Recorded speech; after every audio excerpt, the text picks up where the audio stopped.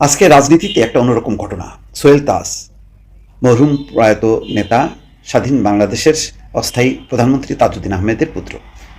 সোহেল তাজ আজকে প্রধান উপদেষ্টা ডক্টর মোহাম্মদ ইউনূসের সঙ্গে দেখা করেছেন এবং তাজউদ্দিন আহমেদের জন্ম শতবার্ষিকীর অনুষ্ঠানে তাকে আমন্ত্রণ জানিয়েছে। তিনি এবং তার বোন যে দেখা করেছেন, তাদের একটা ছবিও দেখা যাচ্ছে, ফটো সেশন করেছেন এবং এই দাওয়াত দেওয়াটা খুব গুরুত্বপূর্ণ। তাজউদ্দিন আহমেদকে আওয়ামী লীগের এখন বলতে গেলে কেউ আর ওন করেন না বা স্মরণও করেন না।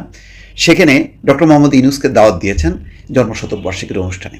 এটার একটা রাজনীতির একটা অন্য মাত্রা আছে। আরেকটি গুরুত্বপূর্ণ হচ্ছে যে গোপালগঞ্জের ঘটনা নিয়ে সোহেল তাজ একটি ফেসবুকে স্ট্যাটাস দিয়েছেন। সেখানে শেখ হাসিনার নাম উল্লেখ না করলেও তাকে ডেভিল রানী হিসাবে আখ্যায়িত করেছেন তিনি এবং বলেছেন তার ইন্ধনে ইঙ্গিতে গোপালগঞ্জে এই ঘটনা ঘটেছে। গোপালগঞ্জ ইস্যুতে মুখ খুললেন তাজউদ্দিন আহমেদের ছেলে, সাবেক স্বরাষ্ট্র প্রতিমন্ত্রী সোহেল তাজ। এই হামলা জুলাই আগস্টের অভ্যুত্থানের নেতাদের হত্যার একটি হীন চেষ্টা বলে মন্তব্য করেছেন তিনি। এমনকি এই হামলার নির্দেশদাতা ডেভিল রানী হতে পারে বলেও মন্তব্য করেন তিনি। আজকে প্রথম আলোরও কিন্তু একটা রিপোর্ট আছে, খুব পরিকল্পিতভাবে গোপালগঞ্জের বিভিন্ন গ্রাম থেকে লোকজন নিয়ে আসা হয় এবং তারা শহরের অলিগলিতে ছড়িয়ে ছিটিয়েছিল, তারপর একযোগে তারা হামলা করে। বৃহস্পতিবার দুপুরে নিজের ভেরিফাইড ফেসবুক অ্যাকাউন্টে তিনি এই কথা বলছেন। সাবেক স্বরাষ্ট্র প্রতিমন্ত্রী বলেন, আমি মনে করি 16ই জুলাই গোপালগঞ্জে যে হামলা হয়েছে তার মূল উদ্দেশ্য ছিল বৈষম্য বিরোধী ছাত্র আন্দোলন এবং জুলাই আগস্ট অভ্যুত্থানের নেতাদের হত্যার একটি হীন চেষ্টা। আমি আশ্চর্য হব না যদি ডেভিল রানী নিজেই এই নির্দেশ দিয়ে থাকেন। এখানে কিন্তু শেখ হাসিনার নাম নেই। তো ডেভিল রানী কাকে ইঙ্গিত করছেন এটা পরিষ্কার। এর আগেও তিনি একাধিকবার ক্ষোভ বিক্ষোভ প্রকাশ করেছেন।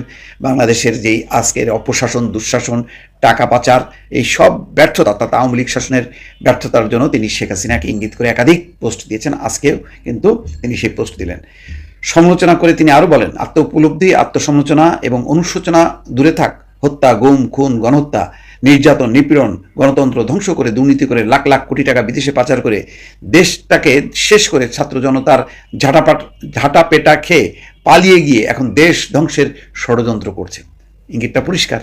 সারা দেশে গোপালগঞ্জের মতো সন্ত্রাসী কায়দায় কার্যকলাপ চালানোর নির্দেশ দিচ্ছে, অর্থাৎ গোপালগঞ্জ যে স্টাইলে মানে সন্ত্রাস করেছে, হামলা করেছে, সেই কায়দায় নির্দেশ দিচ্ছে যে গোপালগঞ্জ থেকে তোমরা শেখো এবং সেভাবে তোমরা হামলা করো।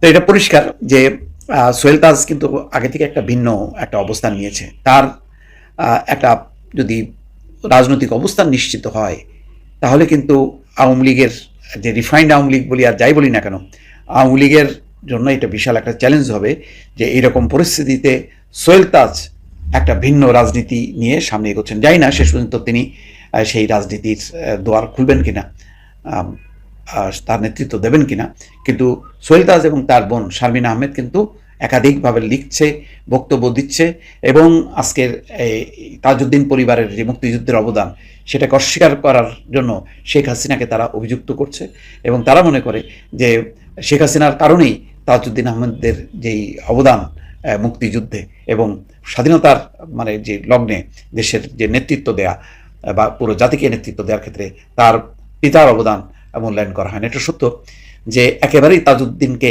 বিগত 15 বছরে কখনো মাঝে মধ্যে নাম উচ্চারিত হয়েছে, কিন্তু এই পরিবারকে যেমন রাজনীতির সামনে তারা আনা হয়নি, তেমনি তাজউদ্দিন আহমেদকেও সেভাবে কখনো স্মরণ করা হয়নি। এই অবস্থায় তাজউদ্দিন আহমেদ যদি আওয়ামী লীগের নামে হোক বা অন্য নামে হোক তিনি যদি রাজনৈতিক ময়দানে আবির্ভূত হন, তাতে আশ্চর্য হওয়ার কিছু নেই। দর্শক ভালো থাকবেন, আল্লাহ হাফেজ।